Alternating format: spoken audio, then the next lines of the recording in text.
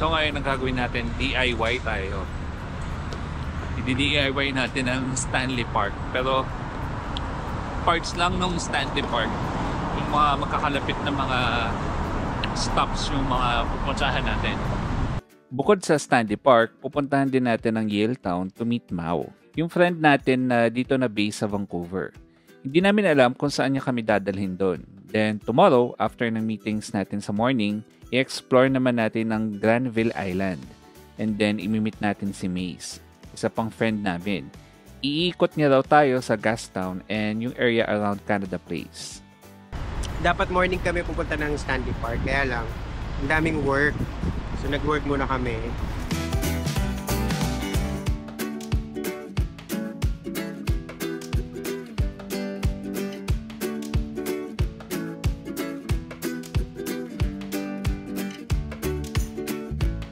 Nag-lunch kami sa Kingyo. Isa siyang izakaya restaurant. So, in-order namin is salmon tartar. Tapos, tuna tataki. Tapos si Yosh umorder ng tantan ramen. Tapos ako naman in-order ko is steak. Tenderloin steak. Masarap naman lahat. Pero yung pinaka-star nung in-order namin is yung salmon tartar and yung tuna tataki. Kasi sobrang sarap guys. Promise. Tapos kumpara mo yung presyohan sa Alaska, parang ang laki ng mura dito sa Vancouver.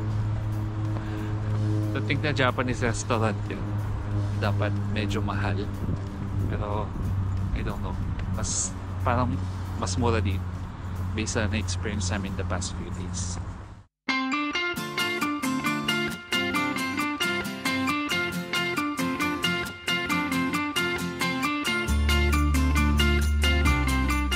Ganito yun sa mga video, kayo mga umaaura-aura. So kakanta si Vince ng Maybe This Time, tapos aura ako dito. Maybe this she's smiling like you. Way back. Diba ganun? Tapos gaganon-ganon yun. Ano may iniisip, ganon. Yan yung mga Maybe this time. Tapos dapat may lalabas dito na video, okay? Maybe now I can be more than just friends. Ayan na, tama na.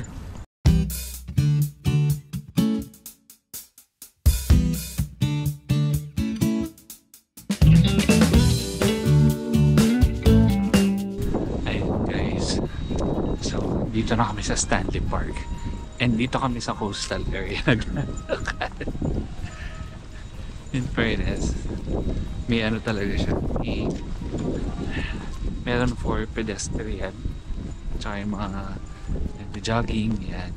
Tapos on the other side mayroong bike lane, so dyan lahat sila. O diba, may urban planning na ganap dito. May option pala kayo dito guys. So lakad lang kayo ng konti, makikita nyo dun yung parang ticketing booth para makapag-avail kayo ng horse carriage nila na itutour kayo around Stanley Park. Ang price is 80 Canadian dollars for adults. Tapos may kasama yung kids, senior citizens. Check nyo na lang sa screen nyo kung magkano. Nadaanan na namin kanina yung Stanley Monument. Nadaanan na natin siya. Tapos ngayon naglalakad tayo sa, ano tawag dito? Yung Seawall. lalakad tayo sa seawall. Scenic, ang ganda. And autumn din kasi. Kaya Pa-autumn pa lang dito guys. Parang may mga ibang trees dito na orange na, may ibang trees naman dito na papunta pa lang sila sa autumn colors. Pero yun, regardless ng season siguro dito, ang ganda siya. Kasi ang ganda ng pagkakadesign dito. Tapos may mga upuan dito, pwede kayo umupo if mapagod kayo, or if you just want to relax, mag view ng karagatan. Okay siya. Ito, hindi namin inabid yung carriage kasi 80 Canadian dollars. So, mas okay na maglakad kasi kakatapos lang din namin mag-lunch. Kaya, yun, magpababa na kinain. Para mamayang meet namin si Mau. Ready to fight na kami ulit. Di ba, Yosh? Yes. Ano pong masasabi mo? Salta ka naman. Wala na tayong masasabi for today's video, Your Honor.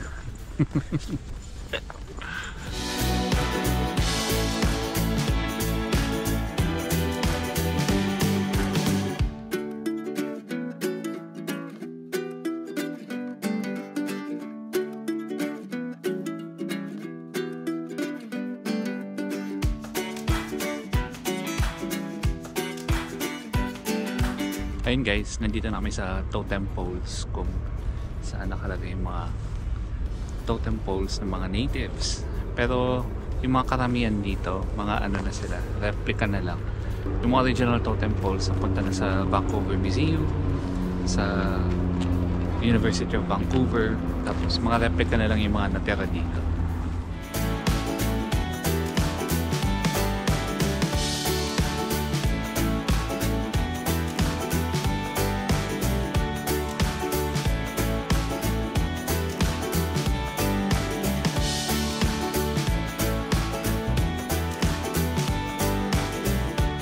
Saan ako nakatayo ngayon? Ito yung tinatawag nilang Hallelujah Point.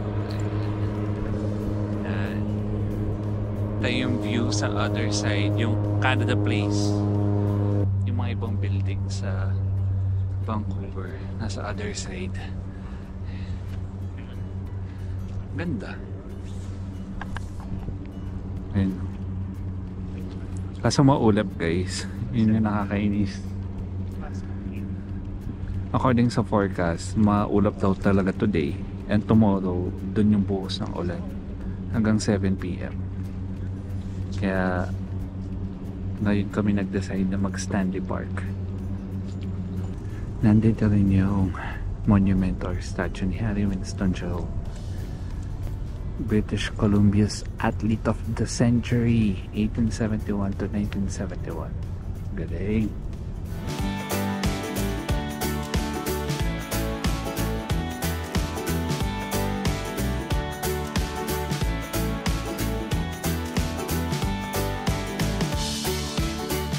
Buti lang talaga guys, sa may Davis Street kami nagstay.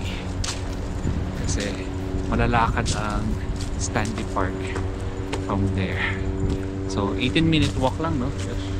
Papunta sa restaurant, tapos ano po? 30 din halos, 20 plus. 20 plus. Okay na yun, 20 plus minutes. Tapos ganitong malamig. Pwede na, perfect. Hindi na kailangan gumastos pa para sa train or any transportation kapag exercise pa. Ganda. Hindi ka na ako maiinip dito eh kasi pakasinig ng place.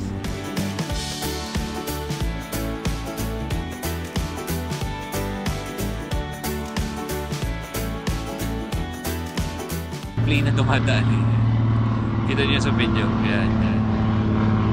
Ang daming seaplanes dito sa Vancouver.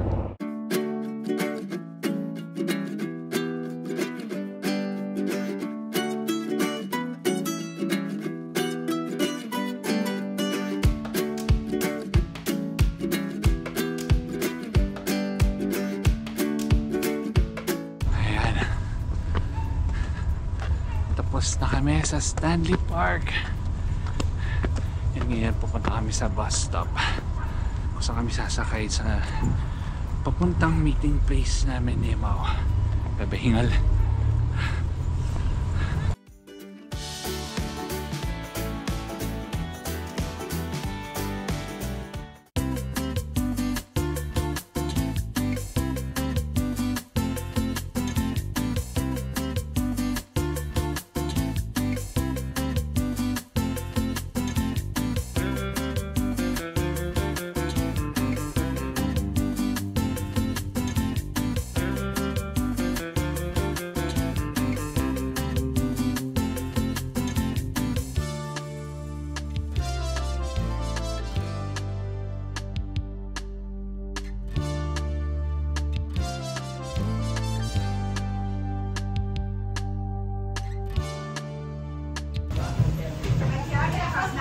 Masarap.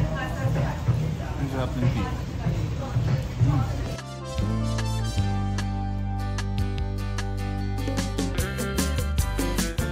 Honestly, when we were planning this trip, wala talaga kaming balak mag-explore masyado sa Vancouver. Kasi ang main reason namin is to meet our friends na dito nakatira. And isa si Mau doon. Isa siya sa mga closest friends ni Yosh nung college and 18 years na silang hindi nagkikita.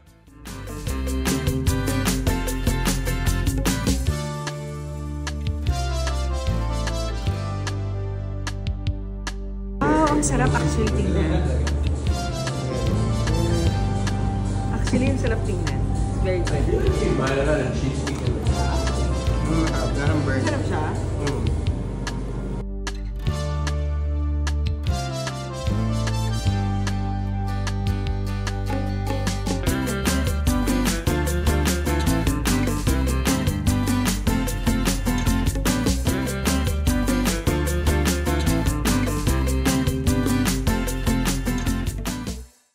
The next day. Ito mga tipiters, another day, another travel vlog. So, Yosh, ano yung una natin ginawa for today? Kumain kami sa Banana Leaf. Order kami ng nasi goreng, Singaporean laksa, tsaka spare ribs. Sarap naman. Yung laksa yung pinaka the best for me. Kulang lang sa anghang pero sarap. Sarap. So yung total bill namin is 62.37 Canadian dollars. So ito, pupunta kami ngayon sa Granville Island kung saan mag-ikot-ikot kami and kakain ulit. Pupunta kami doon by ferry. Nilakad namin from our hotel. Medyo malamig yan, tsaka umaambot-ambot na. So sana hindi kami magkasakit after this.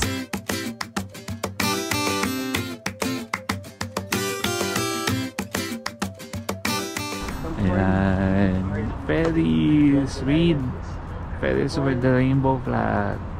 450. Ayan yung rates. O Yosh, sabi mo yung rates kung magkano. 450. One way, 450. Return, $8.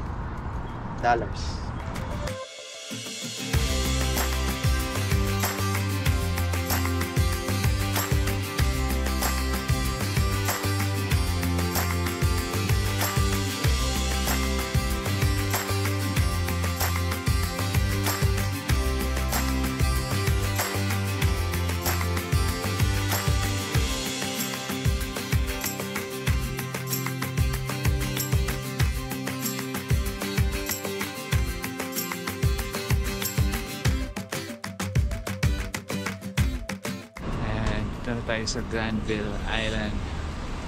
And ito, si Yosh nasa loob ng isang souvenir shop. Bumibili ng mga souvenirs for his kuya and I think ref magnets. Ngayon, ang ginagawa namin, umikot-ikot kami dito and nakita na namin yung public market. And dun sa public market, may nirecommend sa amin si Mau, yung friend namin, na puntahan daw yung Lee's Donut. So, yun yung pinakasikat na donut dito kasi pinipilahan daw siya. And apparently, totoo nga kasi kanina may pila na siya. Pero ngayon, ang gagawin namin is papababa muna kami na kinain. Tapos, babalikan namin siya. Pipila rin kami para matry din namin kung ano ba yung rave about it. Tapos, check natin kung ano lasa.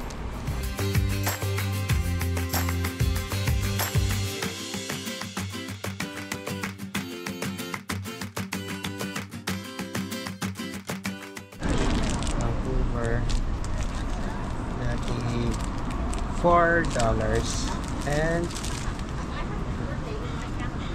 t-shirt na collection ng kuya ko. Yeah. Kano to? $18.99. $19. Meron na tayong pasalubong from Canada.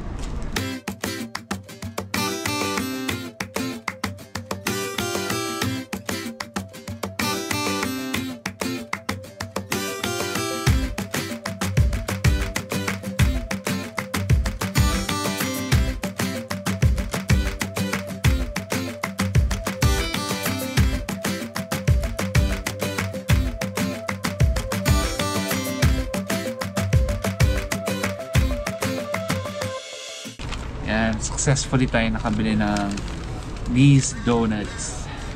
Pagpasok namin dun sa loob, nakalagay bestseller honey dip. Tapos second popular is yung raspberry nila. So yun yung in-order namin. Pero may promo daw. Kung magdadagdag pa kami ng isang donut, parang 9 Canadian dollars lang yung total bill namin. So natempt na kami, bumili na kami. In-order namin is Bavarian. Tama di ba, Yosh? Bavarian. So try na natin. Ako natitikim ng raspberry. Basta ayan, may kulay red siya. Raspberry.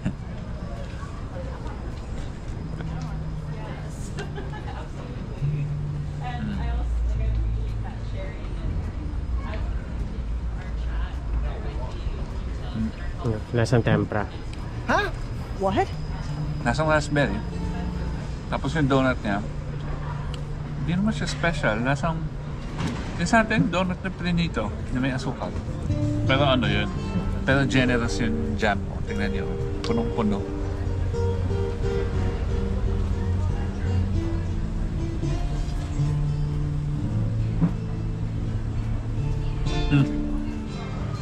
Ano yan? Honey dip.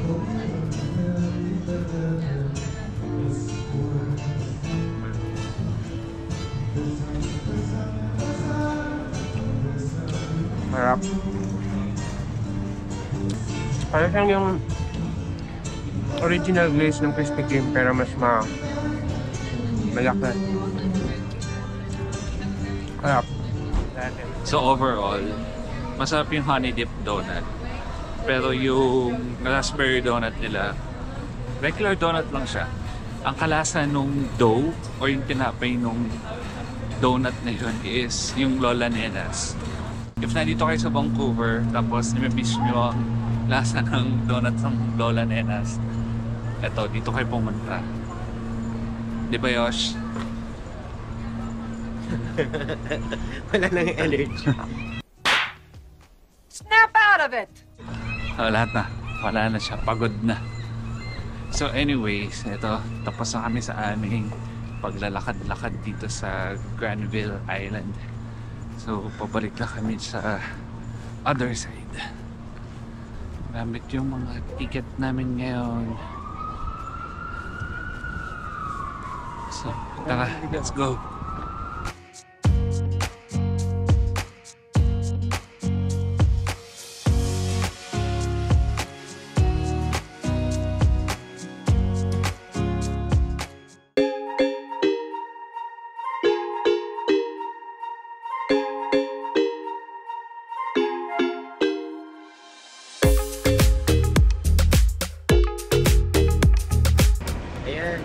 Total na refund natin ay 63 something. Sayang din, no? Kasi sayang din naman na natin magagamit. Apparently, very walkable ang Vancouver. So marami sa mga sites. Nilakad na lang namin, hindi na kami masyado nag-train, hindi kami masyado nag-bus. So ang dami naming natira.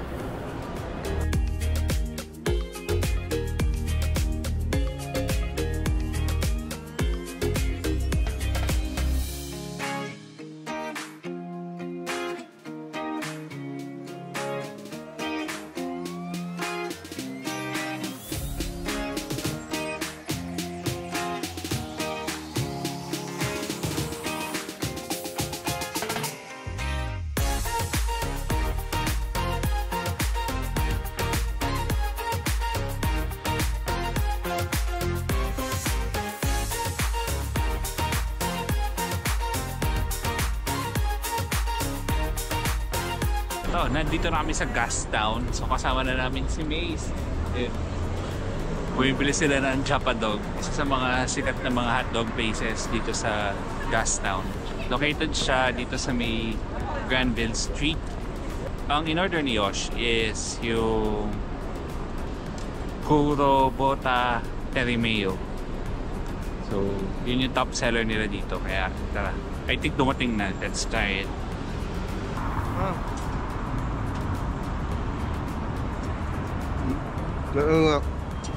Mainit. Sobrang init. Hindi ko pa malasahan kasi yung dulo walang ano. Ipan mo muna.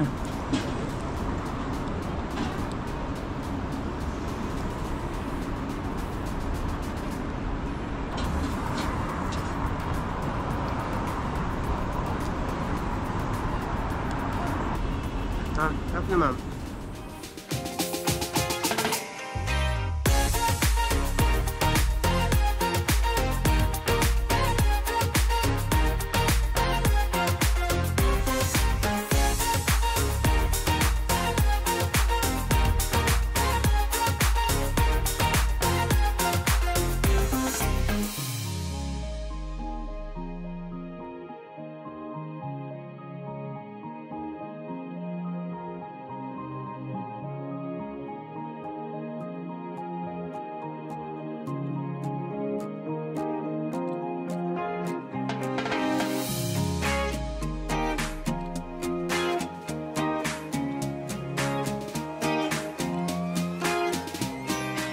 Ayun na, short and sweet lang ang stop natin dito sa Vancouver kasi dumaan lang tayo dito talaga to meet our friends.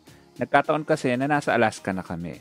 Pero in our next video, dadalhin namin kayo sa New York City.